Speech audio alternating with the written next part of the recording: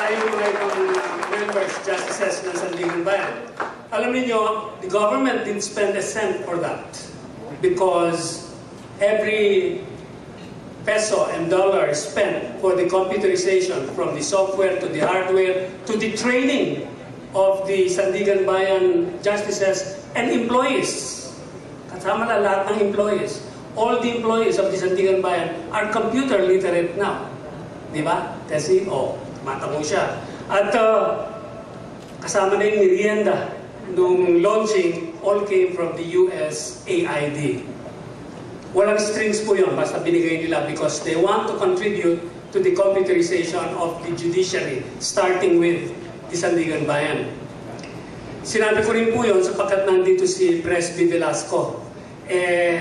Nasabi kanina na si Presby daw baka maging 15th Justice of the Supreme Court. Gusto ko rin sabihin na kandidato rin naman si Tessie De Castro. Palagay ko, isa sa kanila, parehong taga-UP yan.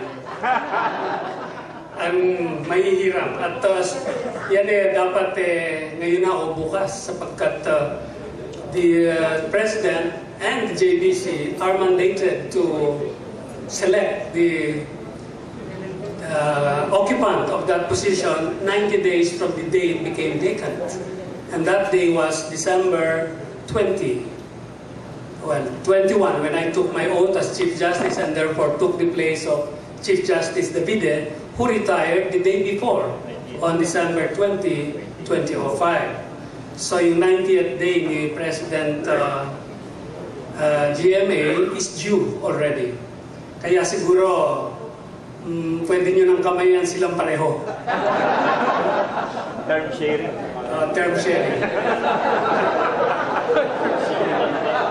Yun daw ang solusyon ng UP. And of course, I greet the legal profession here, led by President of the IBP and the President of the 11 other voluntary organizations. Alam niyo, sabi ni Joel Cadiz na pareho raw naming hero si Ho Chi Minh.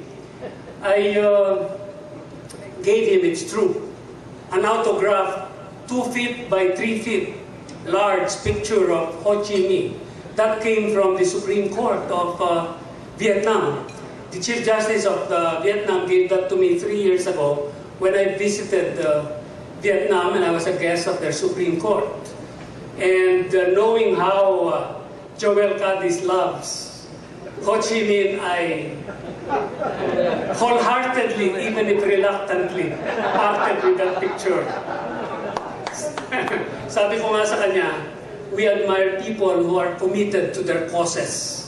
Sometimes we may not agree with the end for which they're fighting for, but we admire their tenacity in their belief in trying to fight for what they believe in. Sometimes, we may disagree with their goals, but we also admire their tenacity. Kaya po talaga abogado, hindi ba? You fight for a cause, you fight to the end. Yan po si Titong Mendoza, ganyan siya. Taga-UP din. Nananalo siya pamisa-misan sa akin, natatalo siya pamisa-misan sa akin, pero magkaibigan kami palagi. Kapampangan naman yan eh. Pareho kami. Pero, Attorney Amorado, taga Batangas din naman yung tatay ko eh. Saka si Raul Goco, taga Batangas sila. Yung tatay ko, Batanggenyo. Yung tatay niya, Batanggenyo. Pero nag-asawa pa sila pareho ng Kapampangan. Malakas yata ang dugo ng Kapampangan eh. Kaya naging Kapampangan sila. Pati ako nagsasalita na tuloy ng Kapampangan.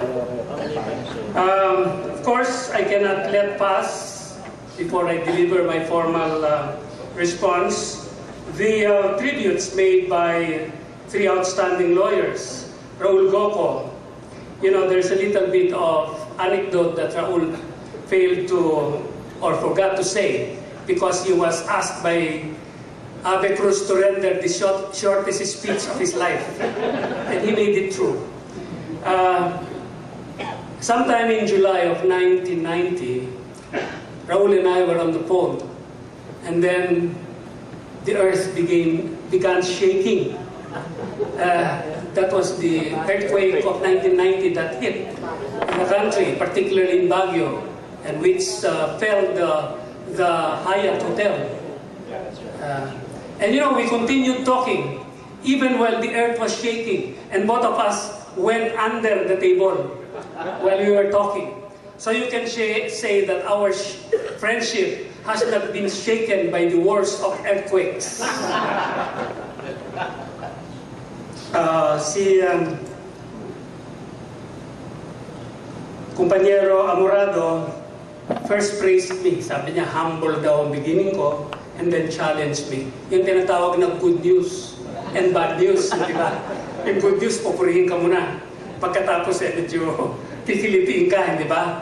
Reminds me of a story. You know, there was a couple who got married. They had everything. They were schooled in the best school. I think that's called Ateneo. In Rockwell. According to the Alumni Association of Ateneo. And they had a good beginning. They belonged to pedigreed families.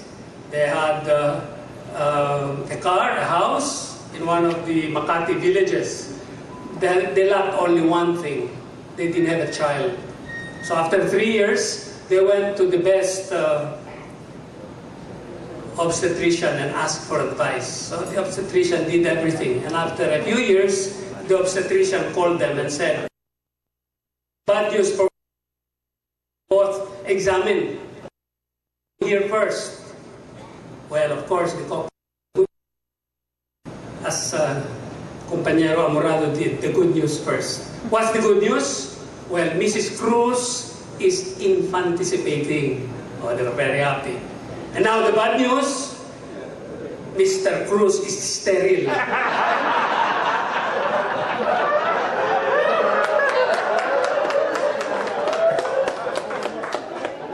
I hope the good news of Kumpanyero Amorado is not as good. Rather, the good news is as good, but the bad news is not as bad.